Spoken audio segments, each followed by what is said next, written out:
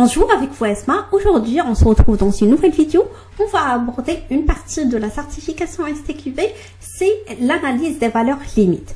Je vais vous expliquer c'est quoi et je vais vous donner aussi un exemple, comme ça vous allez mieux comprendre de quoi il s'agit. Bien sûr, si vous avez la moindre question, n'hésitez pas de me poser ça en commentaire et on voit ça ensemble.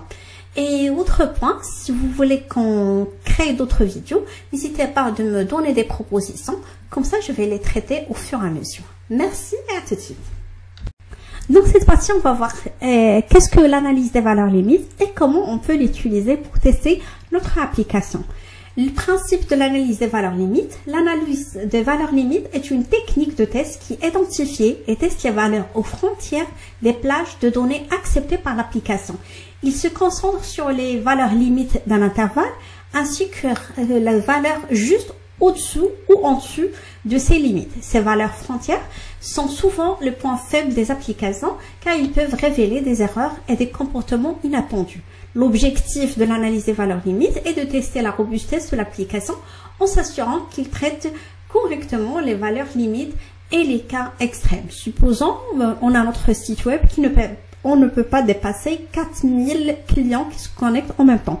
C'est pour cela qu'on peut vérifier avec les valeurs limites comment on peut, jusqu'au combien d'utilisateurs en même temps on peut tolérer d'avoir des connexions simultanées et comment on peut gérer si on reçoit un trafic plus intéressant. Voilà des cas d'exemple. Aussi, par exemple, pour des cas des taux de crédit, tout ça, si d'un montant X, Y, il y a le taux, il peut changer. Et c'est pour cela qu'on va vérifier, tester tout ça pour s'assurer, comme ça, un client X, il peut pas avoir un taux erroné par rapport à ses critères, par exemple son salaire, est-ce qu'il y aura un conjoint, est-ce que c'est un salaire tout seul, est-ce que c'est un salaire avec les deux.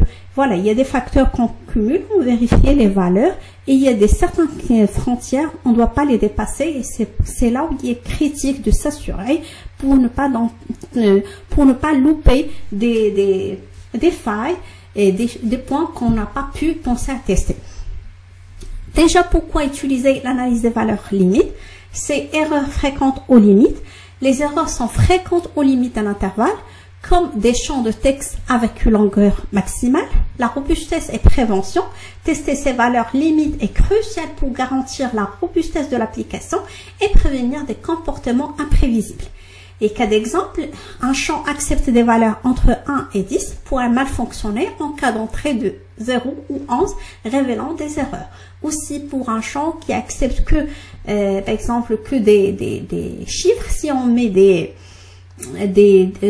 par exemple, que de 4 chiffres, si on met une valeur de 5 chiffres, comment il va se comporter? La fiabilité du logiciel, l'analyse des valeurs limites, permet d'identifier ces points faibles et d'assurer la fiabilité du logiciel. Là, comment on peut appliquer l'analyse des valeurs limites? On doit définir déjà les limites d'entrée acceptées et identifier clairement les valeurs minimales et maximales autorisées pour chaque champ. Identifier les valeurs à tester pour chaque limite, tester la valeur à la limite jusqu'en dessous ou en dessous. Cela inclut les valeurs valides et les valeurs invalides. Tester par la suite les valeurs limites. Commencez par tester les valeurs limites en vérifiant leur traitement par application. Créer des cas de test qui incluent des valeurs juste en dessous et au-dessus de chaque limite pour vérifier le comportement du système et détecter des erreurs potentielles. S'assurer de la conformité, assurer que le système répond conformément aux spécifications pour chaque valeur testée, confirmant ainsi sa robustesse et sa fiabilité. Comme on a parlé de, par exemple, le crédit bancaire, selon la valeur, le client peut avoir, par exemple, un taux de crédit spécifique et c'est pour cela qu'on doit vérifier. Dans les valeurs limitées, par exemple, de tel et tel salaire, voilà le taux qu'on peut se permettre à communiquer au client. On va vérifier est-ce qu'on a bien le taux qui était communiqué auprès des spécifications rédigées par le product owner en se basant sur le besoin du client. Voilà, c'est pour cela qu'on effectue les tests.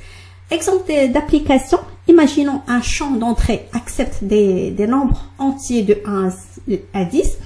Les valeurs limites seraient 1 et 10. ainsi que 0 et 11. Pour vérifier est-ce qu'ils ont le 0 et 11, ils ne doivent pas être acceptés. En testant ces valeurs, on vérifie si le système accepte les entrées valides et rejette les entrées invalides. Les cas de test proposés, les cas de test incluent des valeurs limites inférieures et supérieures pour valider le traitement des valeurs attendues par l'application. Les valeurs invalides, il inclut également des valeurs en dehors de limites, comme 0 et 11, dans notre exemple, pour vérifier que le système refuse correctement les valeurs invalides. L'avantage derrière l'analyse des valeurs limites, c'est qu'il est efficace pour débusquer des erreurs qui se cachent souvent aux frontières des intervalles de données. Cette technique se distingue par sa simplicité d'application et sa capacité à garantir une couverture de test importante avec un nombre limité de cas. Elle est efficace parce que l'analyse des valeurs limites est particulièrement efficace pour identifier les erreurs cachées aux limites des intervalles de données. Simplicité, elle est relativement simple, il ne nécessite pas de connaissances spécifiques et aussi elle permet de garantir une couverture de test importante avec un nombre réduit des cas de test.